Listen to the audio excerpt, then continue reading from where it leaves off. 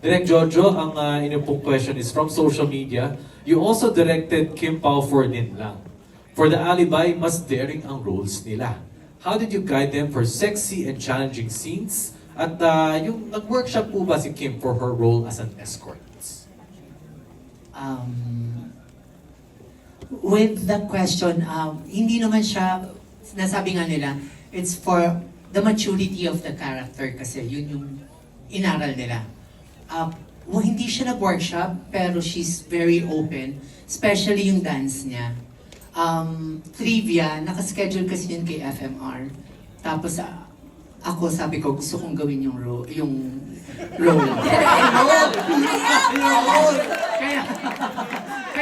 Kaya ako na yung nag-choreo. Joke. You lived through her. It was my fantasy, actually. Hindi, parang alter ego kaya. Hindi, pero nung na-schedule, parang we talked with my DOP, the Kim Pao, tapos yung nandun din si Carlina, si BUH. Makikita mo yung maturity kasi sabi ko, ito yan, ganyan. May mga reaction si Kim na, wow, talaga ba? Ganyan. Pero she did it very well. Ang galing-galing talaga ng pagkakagawa kasi open talaga siya. It's very different from Ninlang, story-wise and character-wise. Pero they were very open with regarding to the roles. Makikita mo talaga yung difference. Thank you, Direk Jojo. Ngayon naman po para kay Direk Onat. Based on the trailer, very intense and high emotions ang mga scenes. Can we still expect kilig scenes from Kim Pao despite the series being heavy on mystery drama? Actually, one thing I discovered sa unang sampa ko pa lang dun sa show na to, nung makita ko magkasama on screen yung dalawa, yung kilig talaga from Kim Pao is very innate and organic. Hindi siya tinatrabaho. In fact, una isa na parang ginawa ko sinabi ko kay Pao mismo. Sabi ko, hindi na chemistry niyo, wala pa kayong ginagawa. Pero naramdaman ko agad yung meron na feel something. So, expect that you would really root for the couple. Kasi built-in naman talaga sa ng dalawa yun. So, yung kilig naman na makukuha nyo dito is not so much a fan-servicing kilig. Everything is done in the service of the story. At malalaman nyo kung bakit, even within the excitement and the high-octane drama and action, bakit lahat kayo ay mag-root pa rin dun sa dalawang characters to enter together. And I think that's the most rewarding kind of kilig that we can offer the viewing public. Thank you, Direx. Love that. Kayo naman galing kay Jay of Certified Kapamilya. This is for Kim and Milby. What was, so si Kim muna yung sasagot, what was the worst alibi that you've ever heard in your life and how did you respond? Good evening, ladies and gentlemen. Good evening. From Jay of Certified Kapamilya ito. Worst alibi? Tapos ano daw, how did you respond? Worst alibi. Ang sagot na, hindi ko alam. Yeah, that's super worst. Ba't mo ginawa kung hindi mo alam? Tapos pag yung respondent is, yung sagot ko ay, wala, hindi ko na kinausap yung tao. Yes. Yung tatanungin mo, bakit ka hindi ko alam. Di ba nakaka-irita yun? So wala na, iniwan ko na lang. Bakit parang may Hindi ba dapat? Okay. Ngayon naman, kay Sam, by the way, very great performance. Thank you. Ano ang sagot mo sa what Yes. was the worst alibi that you've ever heard in your life and how did you respond? I actually don't know. I can't think of anything. I don't think I've been put in a situation where I've heard an alibi na parang, wala akong maisip actually. I'm so sorry. I know that's...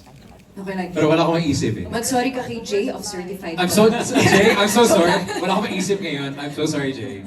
I feel like I haven't been put in a position that, so Okay. sorry. Thank you so much. Ngayon naman for Sophia, from Jay of Certified Kapamilya again. Alin sa tingin mo ang mas mahirap gawin? Ang gumawa ng alibi or hulihin ang lie behind the alibi? Wait, isa pa. Sorry. Para tayo na confused. Alin sa tingin mo ang mas mahirap gawin?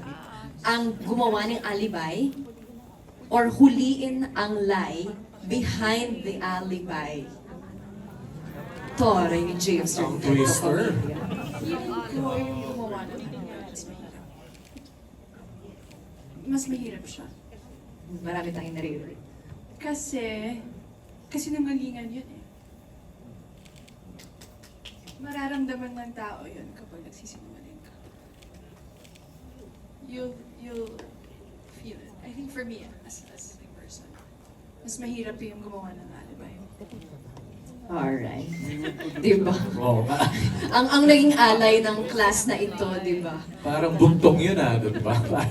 Tough questions. I mean, simple questions but tough to answer. But thank you, Kim, Sam, and Sophia for that. Ngayon naman, punta po tayo kay Mr. John Arcilia.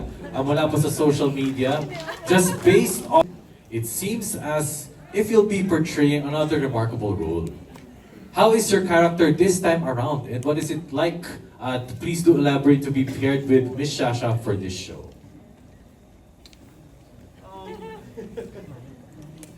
Well, I'm really very lucky kasi karaniwan napaka lawak nung character na binibigay sa akin. I'm so really thankful dahil na-assign sa akin yung mga ganun. Ang sarap niyang paglaruan. Tsaka at the same time, ang dami mong pwedeng gawin.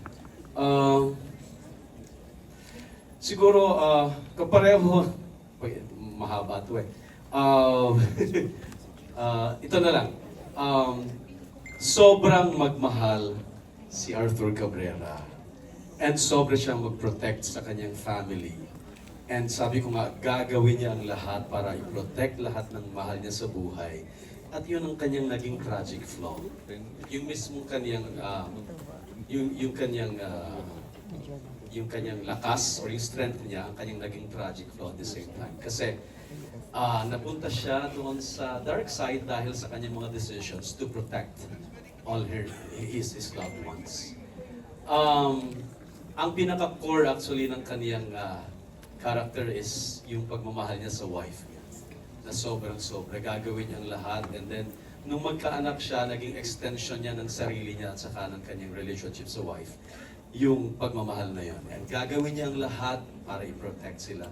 Doon nagsimula yung kanyang crisis o yung kanyang pagbagsak. So yun siguro yung kaibahan niya dun sa ibang ginawa. Maraming salamat, Sir John. Diba? Palakpakan naman natin ang nag-iisang John Arcilia.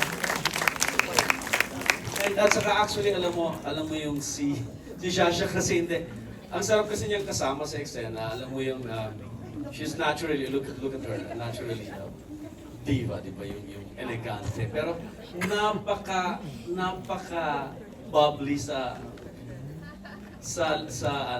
behind the scenes. Sobrang magkukwento lang lahat ng bagay na kaya niya kwento. Hindi mo maiisip na si Yashi Padilla ganun kakalo, ganun ka lahat ng kukwento niya. So sobrang saya kasi yung rapport ninyo na tatrabaho na hindi niyo pinipilit, hindi puwersa.